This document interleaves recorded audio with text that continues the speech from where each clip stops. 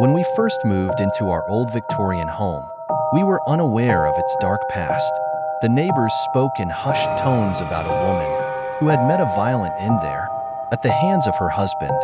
She was said to have died with a heart full of hatred for men, and her spirit never left.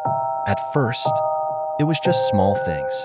My dad would wake up with unexplained scratches on his arms and chest, as if clawed by invisible hands. We brushed it off as accidents in his sleep, but the occurrences were too frequent and too precise to ignore. The house seemed to have a will of its own, especially when my brother acted out. Whenever my brother was cruel to my sister or me, he would pay for it during the night.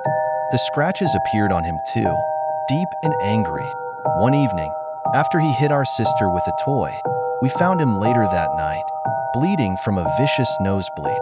He claimed he felt a cold hand grip his throat in the darkness, whispering fury into his ear.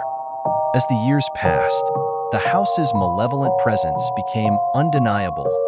We heard whispers in the night, and shadows moved where no one stood.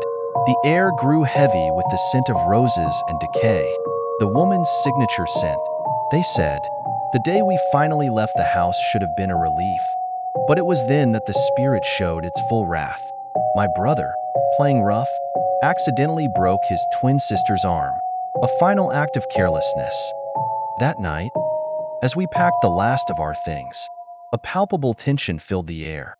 My brother felt it too, a pressure in his chest that made it hard to breathe. He later confessed that he felt a freezing grip around his neck as he lay in bed, unable to move or scream. It was only the dawn's light that seemed to weaken the hold, allowing him to gasp for air.